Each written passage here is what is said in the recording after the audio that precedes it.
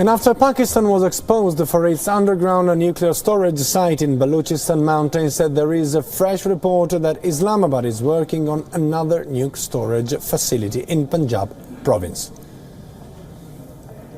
According to latest reports, the underground storage facility which Pakistan is building in Punjab province consists of 3 tunnels which are interconnected.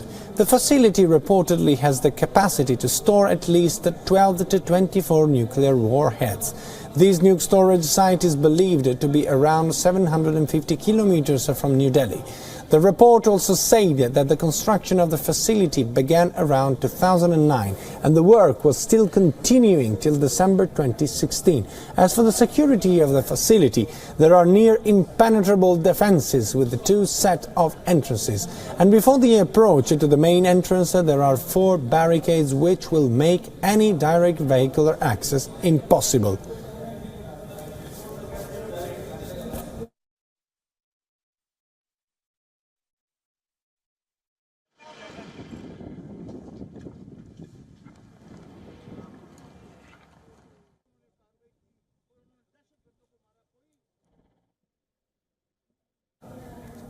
The facility has no proper air defense system, but there are several possible access to the area. This is what you can see exactly. There is no proper cover to nuke facility and it will be impossible to actually access it from a vehicular access.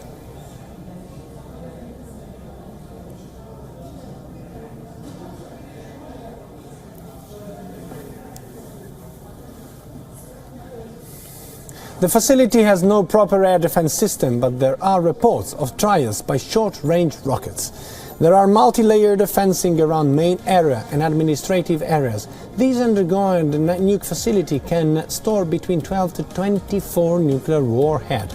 This is surprising that a facility got no objection certificate despite being a quake-prone location.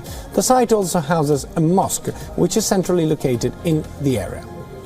Earlier in August, VN reported that Pakistan is building another underground storage facility for nuclear weapons in a remote mountainous region of restive Balochistan province. The Balochistan site could serve too as a ballistic missile and nuclear warhead storage site. The Balochistan facility has 3 different entrances which can accommodate even the largest possible vehicles. And I'm joined on the phone line by our bureau chief in Islamabad, Taha Siddiqui. Taha, thank you very much for joining us. First question to you is, how is this news being reported? How this is accessing the public sphere in Pakistan? Well, Daniel, when it comes to Pakistan's nuclear assets, it's a very sort of closed topic and a taboo topic, not to be discussed on the local media. There is no sort of information dissemination when it comes to what the nuclear facilities or the nuclear authority, because there's a Pakistan Nuclear Authority that works here, but what it does, how it does it, all of that is a very closely guarded secret. In that sense that even in Pakistan, nobody really questions or finds out or investigates this.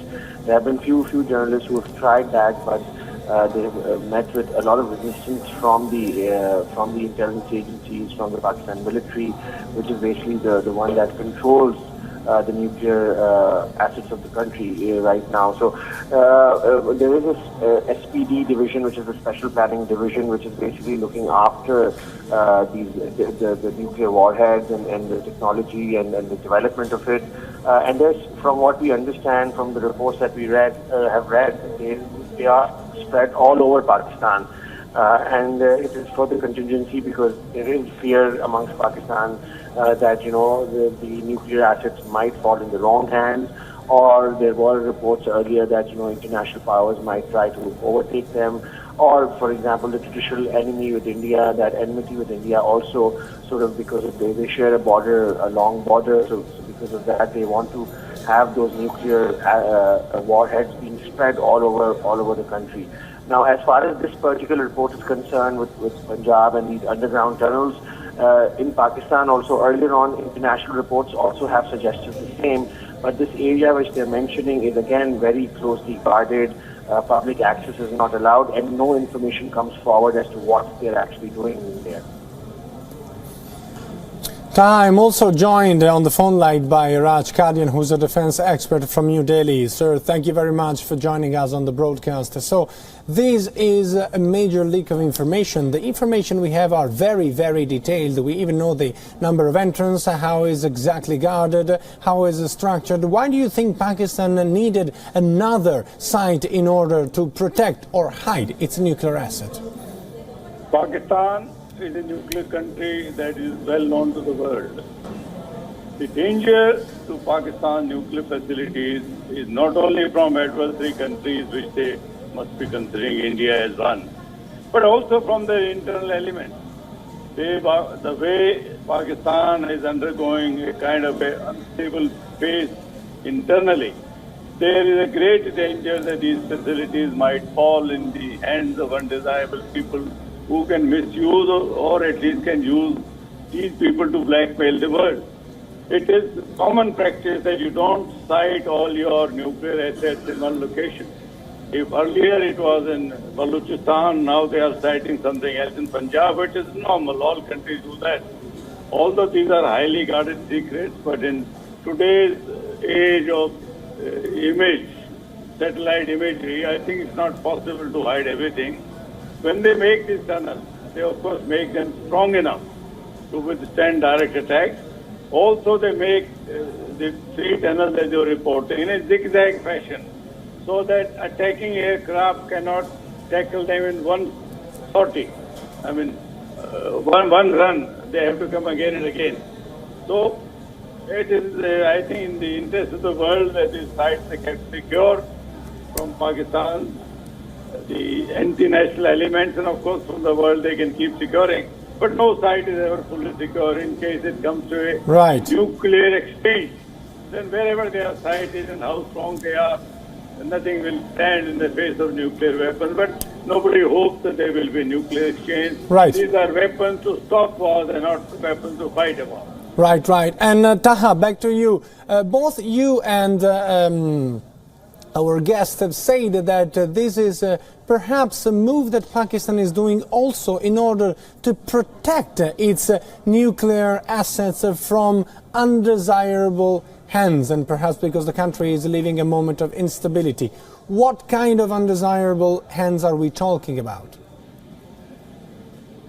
Well, there have been in the past alarms when it comes to Pakistan's nuclear assets. For example, 2 of the military facilities that were attacked back in 2009 and 10 during the time when the Taliban insurgency here was at its peak. There were the attacks on these military facilities. From what we understand, the military facilities had nuclear assets inside them. There were not that information was never publicly released, but from sources and from other sort of officials, government officials, we got to know that these particular military facilities had, nuclear technology and and probably had nuclear warheads inside. Although the attacks that happened by the Taliban, they were foiled, and the militants that were trying to enter the facility, they were all killed. And from what we understand, also, even if they would have entered, the militants would have entered. The technology that Pakistan uses is quite complex, and International Atomic Energy Commission also has said that Pakistan uses multiple sort of switches and multiple sort of ways to deploy its nuclear assets. So it cannot be done just by some militant just walking into a facility. So in that sense, but definitely there was that particular fear from the militant groups. Recently enough, there have been again some alarms and sort of some concerns by the Pakistani military establishment with regards to the relations it is having with international powers, vis-a-vis with what's happening with the United States, with India and the regional. So it could be also to keep that in mind and keep the regional sort of sensitivities in mind. Right. Taha requested to stay with us, and also Mr. Kadian requested to stay with us. I'm also joined by Uday Bhaskar, Director of the Society for Policy Studies. Sir, thank you very much for joining us on the broadcast. We're trying to explore the reasons behind the construction of these underground site in order to hide or protect, we're trying to understand the assets of Pakistan when it comes to nuclear assets. What is your thought about why is Pakistan building a second site to protect or hide its nuclear assets?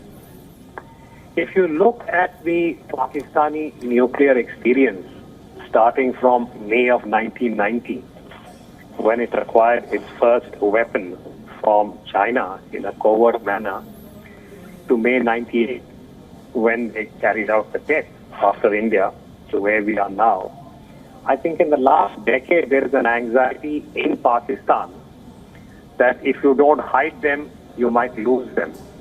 Meaning that the Pakistani establishment, for a variety of reasons, both domestic and international, seems to be of the view that their nuclear assets are vulnerable and therefore they need to be hidden and dispersed. So this particular story about a new site under a mountain is something which I think the professionals would be able to monitor very accurately given the kind of satellite imagery that is now available. But the logic or the reason for this, to my mind, is that over the last few years, particularly after Abbottabad and the Bin Laden experience, there is a lot of concern within Pakistan that their nuclear assets could be targeted not merely by non-states, but also an anxiety that perhaps the United States or some other country might find it necessary to access Pakistani nuclear assets. Now, this is a very deep anxiety. It may not be as valid as we are making it out to be on your program. But I think this is one of the drivers why they are seeking to disperse it in this manner and hide them. As I said, if you don't hide them, you might lose them. So, vulnerable. This is a worrying adjective to be used when we are talking about nuclear assets. And if I may go back to Mr. Kadian, I would request you to make a little bit of a hypothesis. Let's imagine that this nuclear asset or part of the nuclear asset of Pakistan actually gets into the hands of the Taliban. Will they actually be able to use it? Because it requires a certain expertise to manage and use and make these weapons to function. So will they actually, the Taliban or any other terrorist organization, will they actually be aware of how to use it?